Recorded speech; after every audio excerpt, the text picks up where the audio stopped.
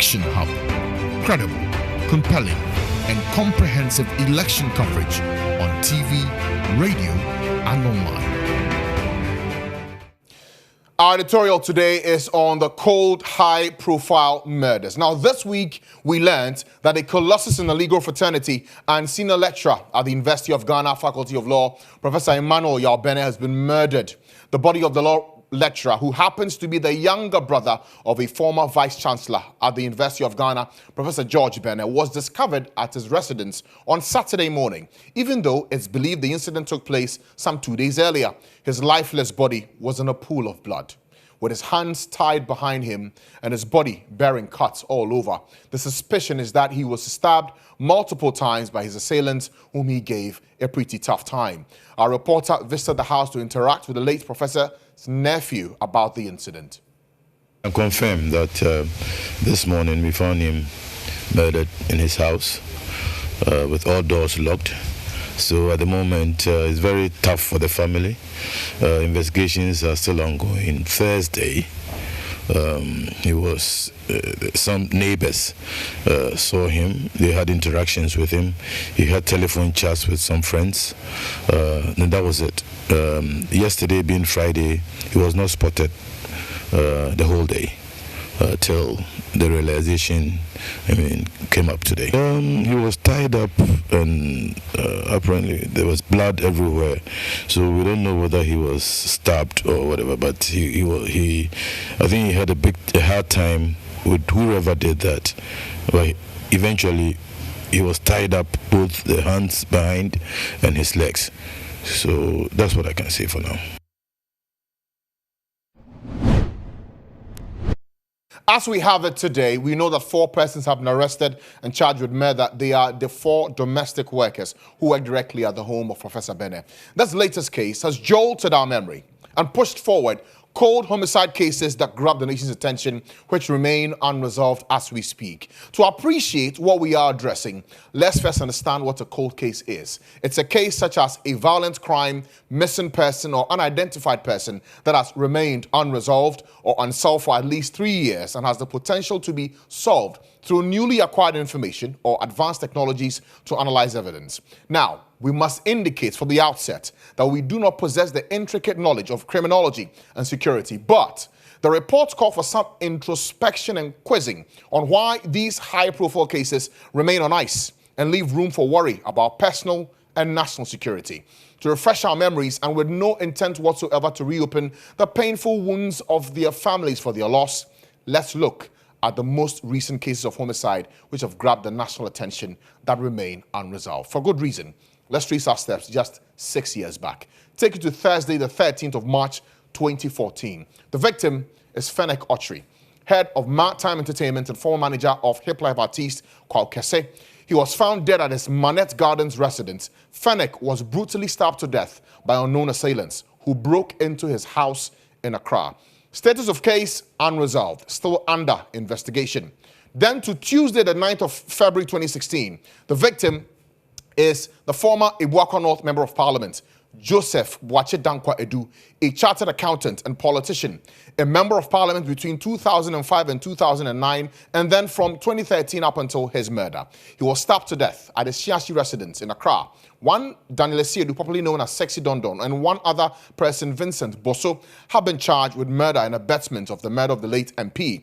Daniel Edu confessed he was contracted to kill the MP, but many persons, however, believe the real perpetrators are at large. Status of investigation inconclusive and under investigation.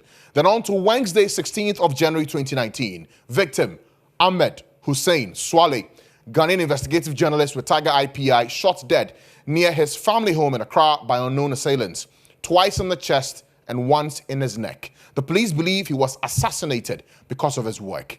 Status of the case and investigation unresolved, under investigations. Then to Sunday, 13 January 2019, victim Josephine Asante, Marketing and Public Affairs Manager of the Ghana Ports and Harbours Authority, GPHA. She was stabbed to death at her residence at Community 25 in Tema. 2 persons, Amos Apeku, her official driver, and Christian Ajay, her houseboy, were picked up and have been hauled before court. Status of case as of today unresolved, under investigations. These cases are just a few that we've listed for you of the high-profile cases widely reported in the media, and as you may have realized, all remain unresolved. While we maintain that they all are under investigation, there are some questions begging for answers on this latest homicide case. One, just how come the Ghana Police Service, and specifically the Criminal Investigation Department, CID, have not provided regular up-to-the-minute updates on these cases after the announcement of the 4 domestic workers who were picked up and charged with murder? That's for Professor Bene's case. Second, why was the premise of Professor Bene's home not cordoned off immediately it was known that this person may have been a subject of murder even before the body was moved, since this was a crime scene? You've seen the pictures. Family members had moved in, friends had moved in for quite a while. Evidence suspected to be tampered with. While you wonder on these questions and ponder on them as well, research shows that the outline of crime history, statistics of crime, and recent high-profile cases in Ghana suggest a positive prospect for forensic science. This means that if we commit resources, enhance skill capacity of our detectives, and give them the political will, we will get some results. Amankwa et al. In their 2019 research study, which reviewed forensic science in Ghana, found that while the police continue to receive support in areas of traditional policing, capacity building in forensic science is pretty low. This may partly be due to an inadequate appreciation of forensic science, as the police rely mainly on public intelligence, tip-offs, and witness or suspect interrogations during criminal investigations. The effects of these are evident, with a lack of professionalism in physical or forensic evidence collection and management, and gaps in investigative leads. High-profile cases with potential forensic interest continue to make headlines, including rape cases, murder, and kidnapping involving local and foreign nationals. I'm sure you can draw some examples from this one. The investigation of these cases is often met with a lot of difficulty, of needless delays, poor crime scene management, and evidence handling. And sometimes the outcome of investigations are unknown. Based on this observation found in this research, we ask that the police CID be given all the resources and capacity building needed to solve all these cold cases to boost public confidence as regards public safety. We also ask that the efforts by the Small Arms Commission to retrieve some 1.2 million illegal guns in circulation be heavily supported. We then ask that the police do all possible to ensure that the murder of Professor Bene does not become another cold case, which will leave cause for worry. And may I add, we are yet to hear a public statement from the Ghana Bar Association. Yes, it's a matter of investigation, but it's also important that as a senior member of the bar, some words should have been shared about this passing and also to demand swift prosecution of this matter. For the families of those who've lost their lives, or loved ones as their lives were taken at their own homes, they deserve justice and assurance that what happened to their own will not recur.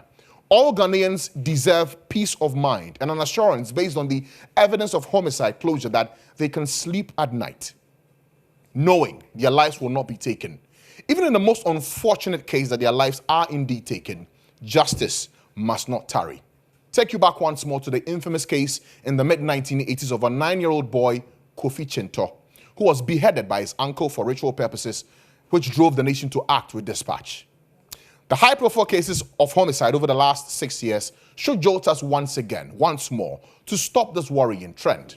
The U.S. Justice Department report on national best practices for implementing and sustaining cold case investigation units also provides an interesting solution. Quote, "The time has come for forward-thinking, innovative law enforcement leaders to embrace the investigation of cold cases as an integral part of their agency's core mission. At the very least, bringing a cold case up to today's technological and investigative standards gives the case a better chance of being resolved. Those who are dedicated to solving cold cases will do well to remember the words of Thomas Edison. When you've exhausted all possibilities, remember that this you haven't." And that will be for our special editorial on cold, high profile murders.